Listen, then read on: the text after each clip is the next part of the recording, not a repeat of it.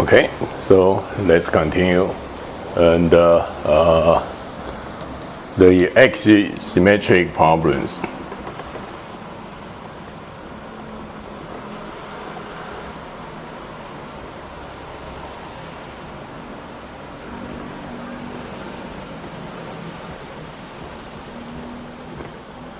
Okay.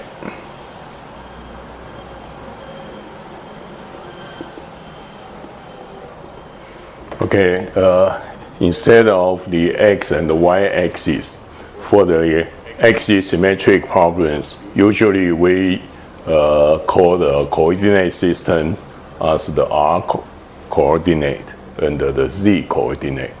And the r coordinate, which is also the radial direction. Okay, so it is from the z axis, is the axis of rotation. And the structure we need to describe, which is only the area we can see on the RZ plane.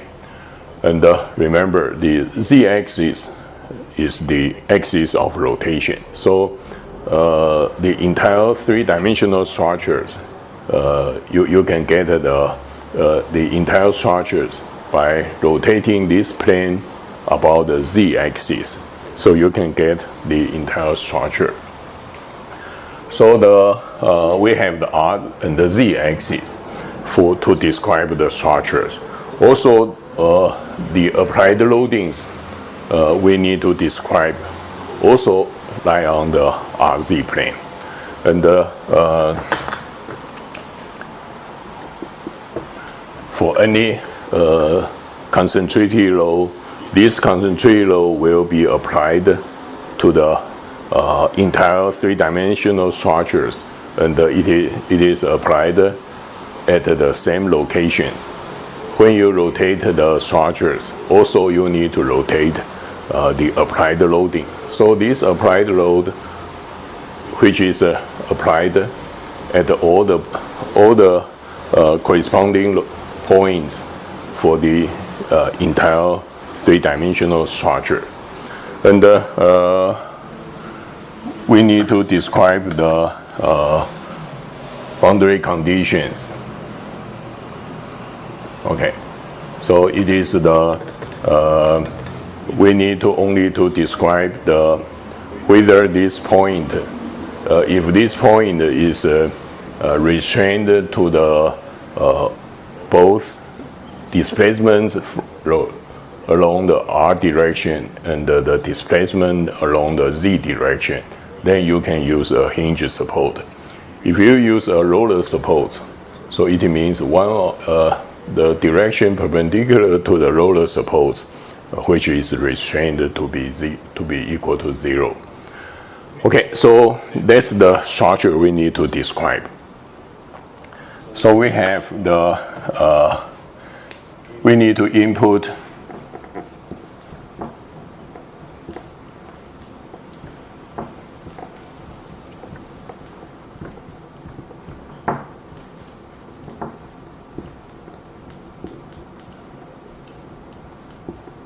okay, although it is not the familiar xi, yi, but we just call them the ri and the zi. And that's the coordinates for the RZ plane.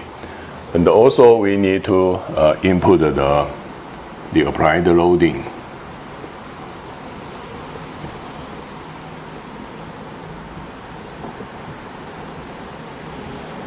And the boundary conditions. Okay. And the displacements we need to describe. Also the only non-zero displacement will be the displacement on the RZ plane. And the third direction, you can say that's the theta direction. The theta direction, the displacement which is perpendicular to the RZ plane will always equal to 0. Or you can say the displacement along the theta direction is always equal to 0. It is comes from the assumptions of the axisymmetric problems. Okay, so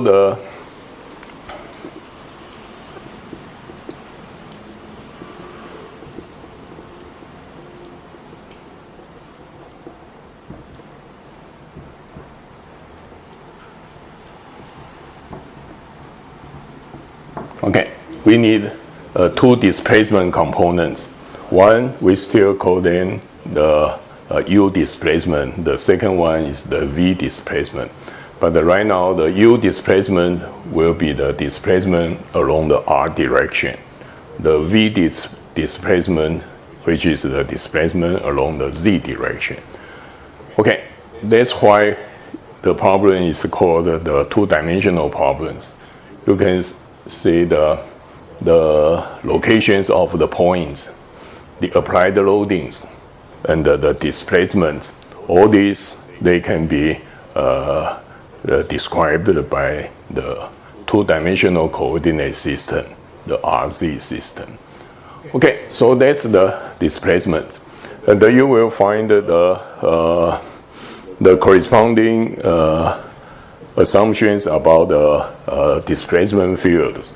You can use not only the similar techniques, you can say they are the exactly same technique compared to the displacement fields of the plane stress problems or the plane strain problems.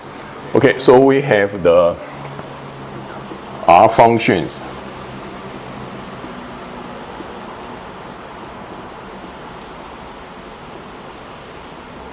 And the Z functions.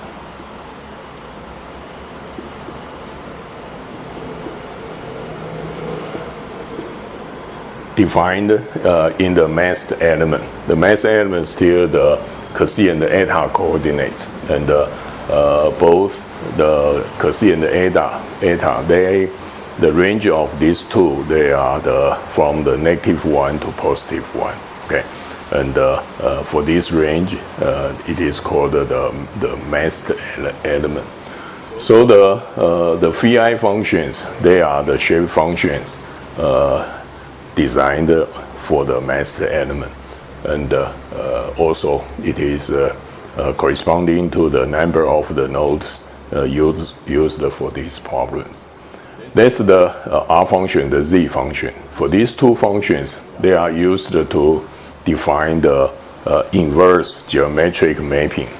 We have the geometric mapping, which will send the nodal coordinates and the assumed nodal displacement to the masked element. And we will use the input nodal coordinates to establish the R and the Z functions in the masked element. Also, we will use the assumed nodal displacements to establish the U and the V functions.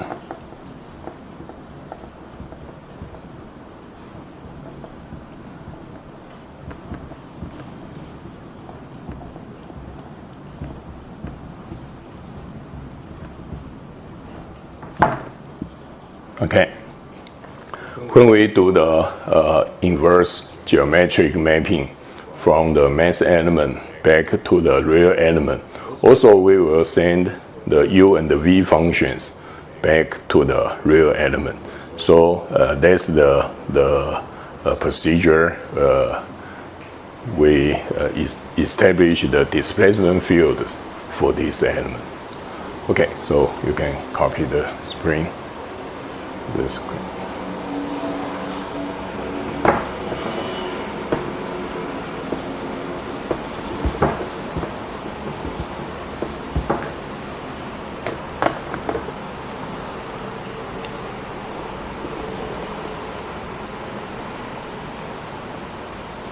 The strains considered for the axisymmetric problems.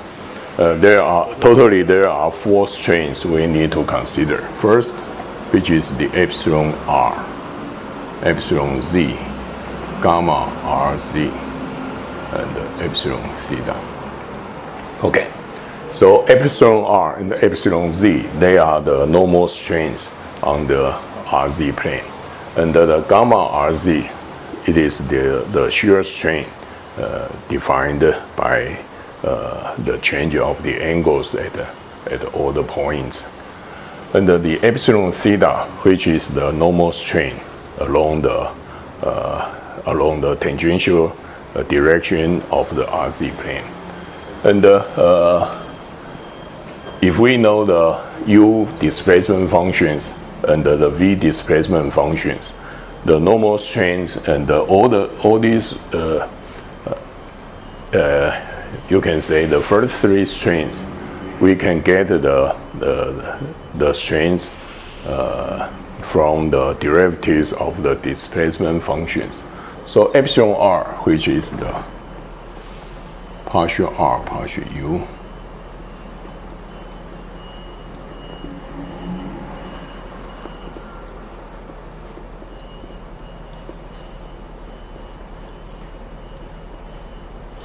okay, that's the first three strain.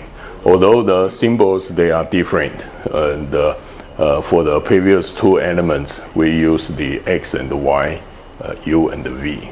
But for the XZ symmetric problems, we use the r and the z and the u and the v. But you can see the strains obtained from the displacements, actually they are same. The only difference is the symbol used to describe the coordinates. And how do we get the epsilon theta? That's the points.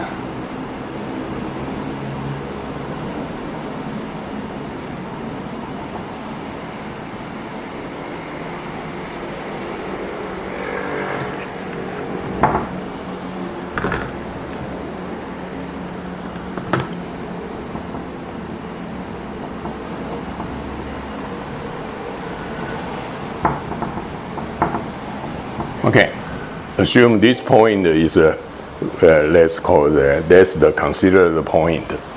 There is a R0. That's the R0. So if we have the U displacement,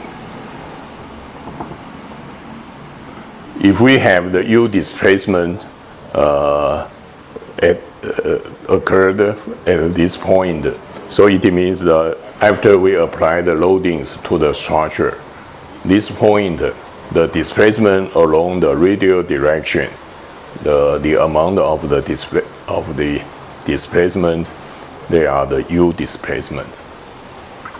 And remember, it is a symmetric, XZ symmetric problems. So for any cut sections, you can see the exactly same structure, same applied loadings, same boundary conditions. So for any point on this circle, it will move to the outside with the same amount. Okay. For the XZ symmetric problems, at any cut section, you can, if you see a point move U displacement along the radial directions. So for any corresponding point, when we rotate the structure, all these points, they will move with the same amount of the displacement, the U displacement to the outside. So the radius of the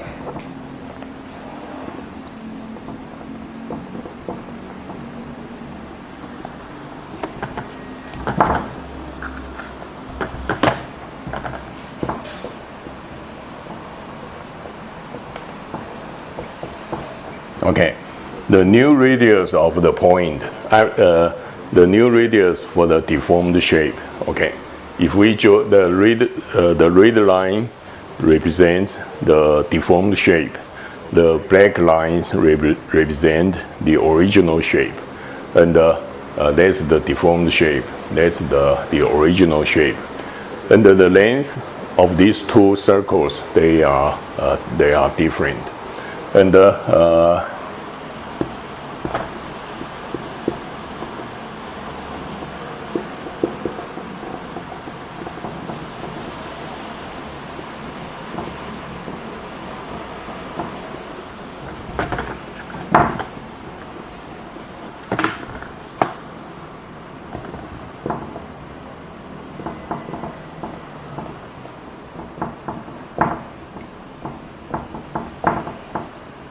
Okay, if we deduct the original length of the original shape from the deformed shape, it will be the 2 pi times r0 plus u minus 2 pi r0.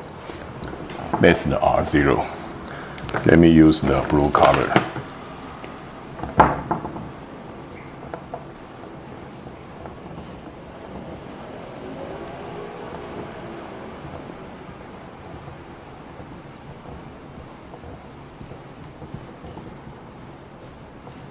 Okay, 2 pi r0 plus u minus 2 pi r0. And it will be the 2 pi times u. That's the elongation of the between the elongation of the original circle, and the original length.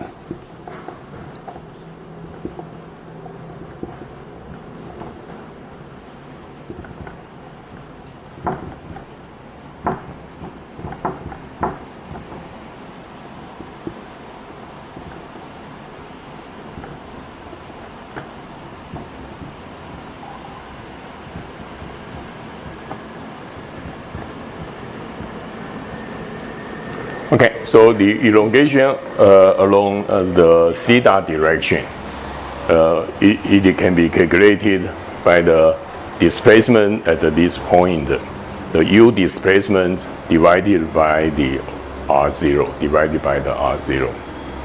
Okay, so the epsilon theta will be the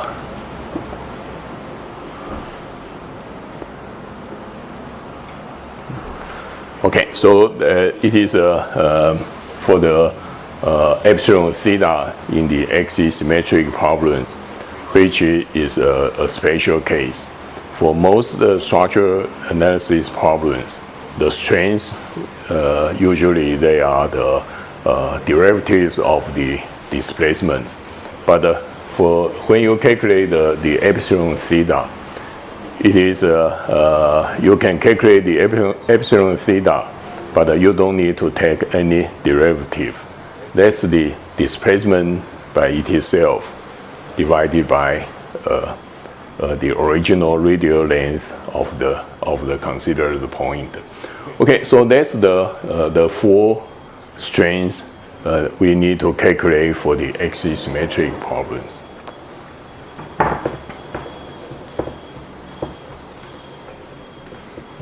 Okay, for the first three, you can calculate the first 3 strains by the similar method compared with the plane stress problems or the plane strain problems.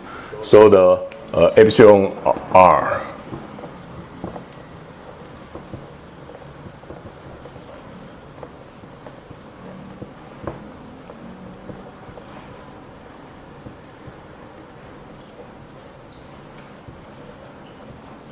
Okay, the u functions, if we use the u is equal to the summation ui times phi. The phi functions, they are functions of the c and eta. So we can use the assumed nodal displacement and the known shape functions. We can calculate these 2 terms. And how do we get the partial c to partial r? And for these 2 terms, you can get them from the J inverse matrix. And for any given point, the given point means that if we know the c and the eta, the point considered in the mass element, then we can calculate the corresponding J matrix. All the 4 elements in the Jacobi matrix we can calculate. And then we can calculate the J inverse. And the J inverse, you can find these 2 terms from the corresponding elements in the J inverse matrix. Okay, so that's the way we calculate the epsilon r, and which is you can say they are exactly same as the way we calculate the epsilon x for the plane trace problems. So not only the epsilon r, the epsilon z and the gamma rz, they can be calculated by the same methods as the plane trace problems. And how do we calculate the epsilon theta? And remember, the U is equal to summation ui times phi. And how do we calculate the R0? The R0 is the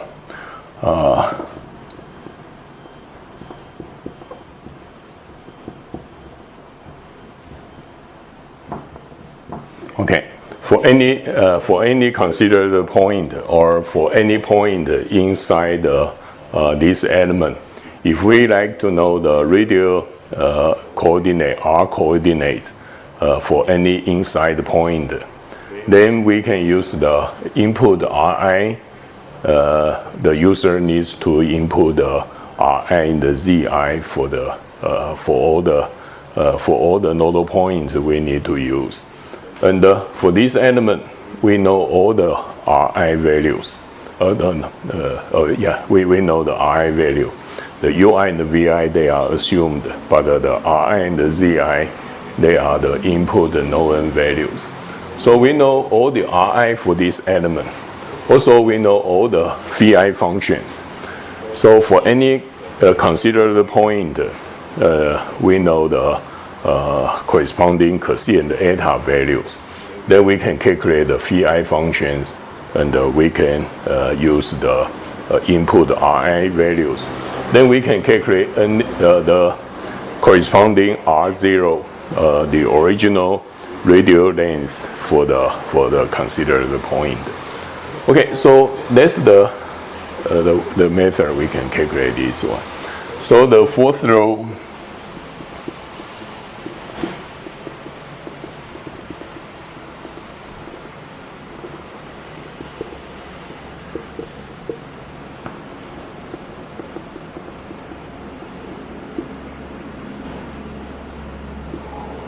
Okay, remember I always use the B matrix to represent the matrix. B matrix multiplied by the U vector, the nodal displacement vector for this element.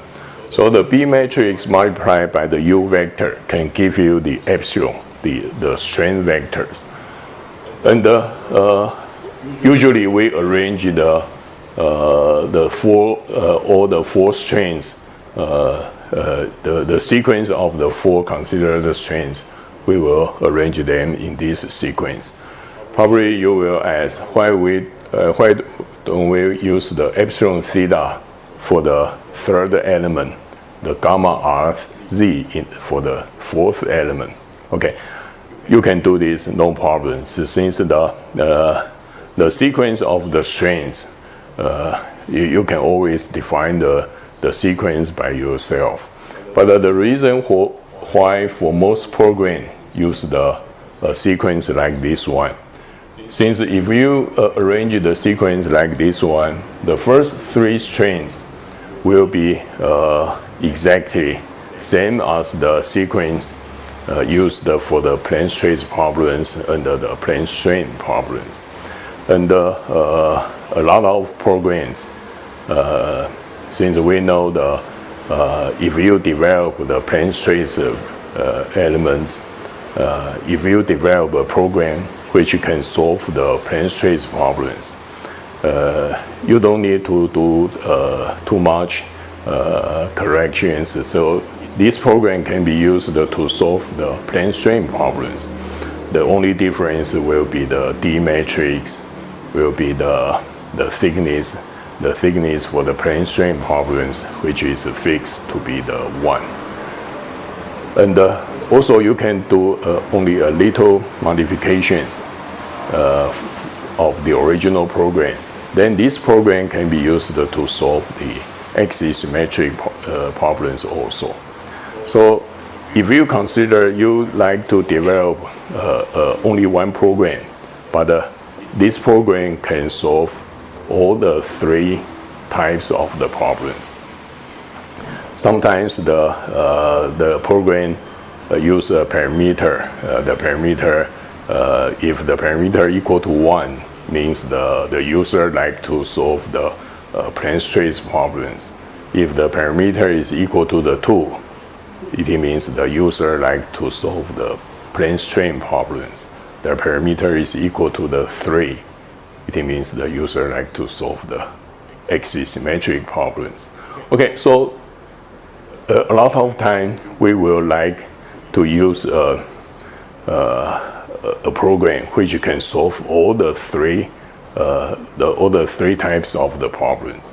So if we define the sequence like this one, so the B matrix used for the first two problems, they will be exactly same as the other two types of the problems. But the fourth row, which is a new strings, and for the other two types of the problems, they don't need the epsilon theta. But only for the axisymmetric problems, we need to consider the fourth string. And so for the same program, if you like to add a new row to the original program, which will be easier. But if you swap the sequence, then you need to do more. You need to do more changes about your program. Okay, so that's why usually we arrange the fourth element in the epsilon vector, which is the epsilon theta. Okay, so the fourth row of the B matrix. Okay, since the only this row, which is a new, we need to develop the new elements in this row, and it will be the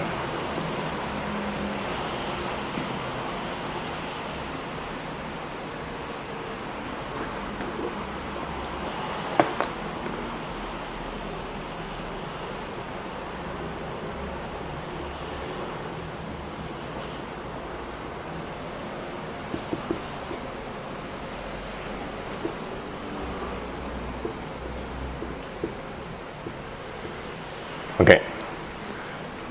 Remember you need to multiply this row matrix by the elements in the U vector. If you like to get the fourth element in the epsilon vector, then you need to multiply the entire row by the entire column. And the phi1 will be multiplied by the U1. And the phi2 will be multiplied by the U2, okay? And all the other phi will be multiplied by the corresponding Ui. And the R0, you can calculate them by this formula. The R0 can be calculated first, and just put it in all these elements. Okay, so that's the difference between the axisymmetric problems and the other two-dimensional elements.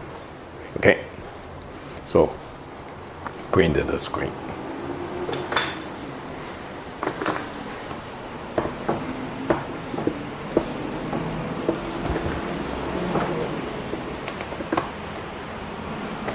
Okay, also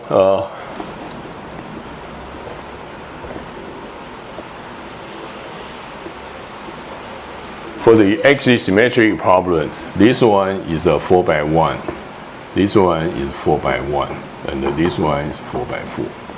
Okay, and we know what is the epsilon r, which is equal to sigma r divided by E.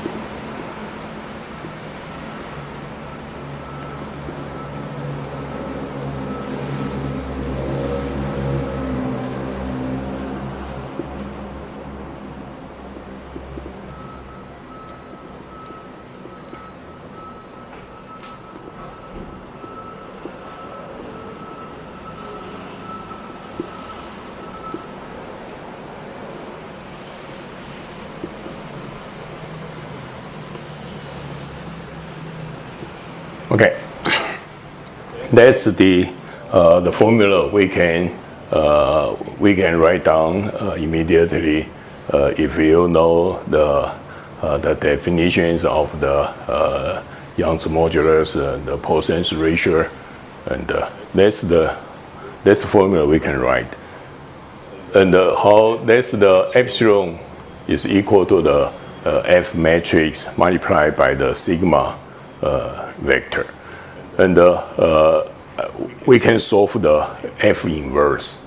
The F inverse will give you the D matrix. Okay, so you can derive it by yourself, or you can check the results from any textbook, and that's why. Okay, so paint the screen.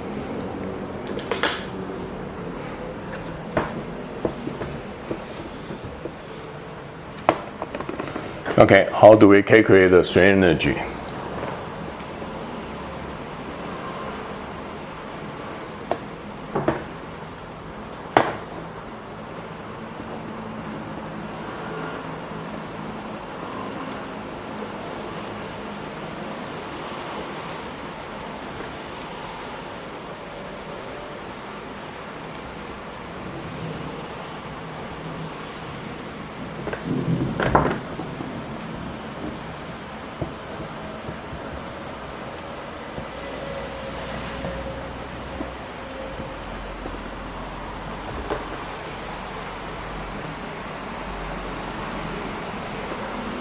Okay, so the Jacobian multiplied by the d c and the d eta will give you the d area in the real element, and the 2 pi r means any small area on the RZ plane. If we like to calculate the volume in the entire structure, then we need to multiply the 2 pi r. Okay, so the d area multiplied by the entire circle, then you can get the D volume. Okay, so when we calculate the strain energy for the axisymmetric problems, you need to use the 2 pi r in this term. Remember, the r is not a constant. The r depends on the c and the eta values. So if you like to see calculate the integration functions, for these integrations, the B matrix, B transpose and the B matrix, and the Jacobian, and also the R, all these terms, they are functions of the c and the eta. So at any integration point, we need to use the coordinates of the integration points and replace them into the calculations of all the elements in the B matrix. Also, you need to use the c and eta for the integration points to calculate the corresponding Jacobian. You need to use the c and eta to calculate the R value for the integration points. I forgot. Okay, so the difference for the axisymmetric problems, again, it is this term, which is different.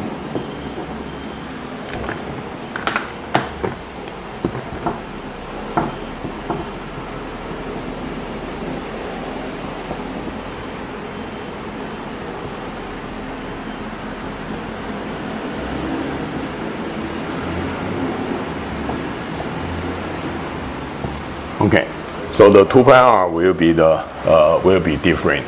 Okay, and if you like develop a program which you can solve all these 3 types of the problems, you need to select from the input the input parameter to choose the type of the problems, and you will use this parameter to decide.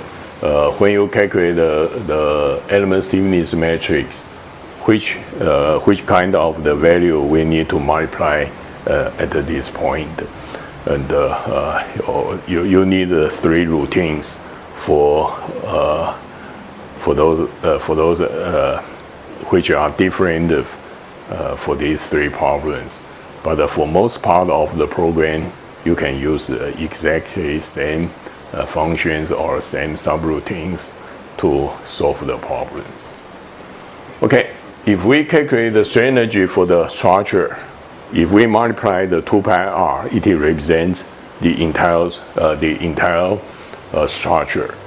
And then when you calculate the V, the potential energy due to the applied loadings, and if we calculate the strain energy, we multiply the 2 pi r to get the d volume for the entire structure.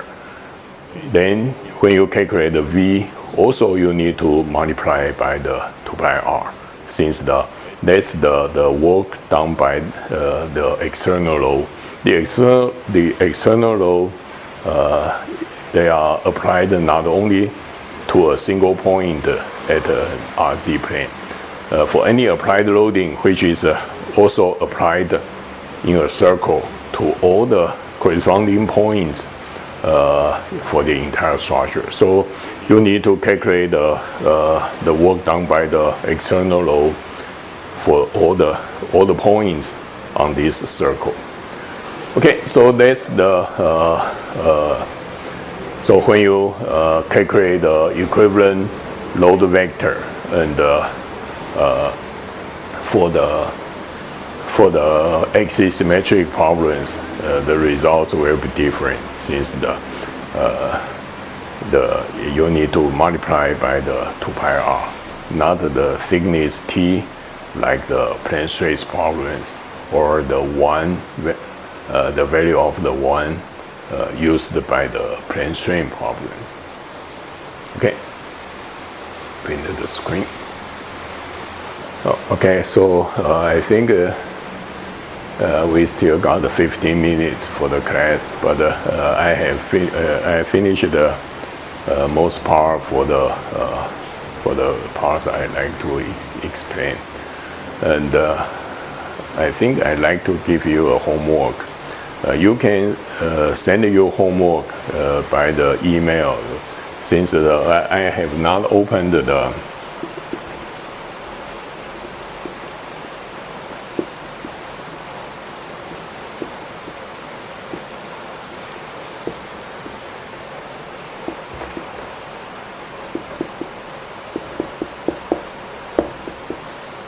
Okay, so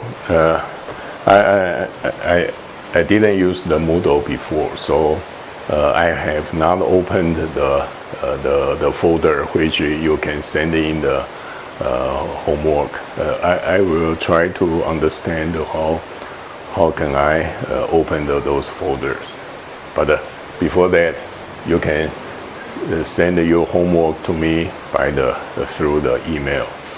And I'd like to give you a new homework, and I think for this week, and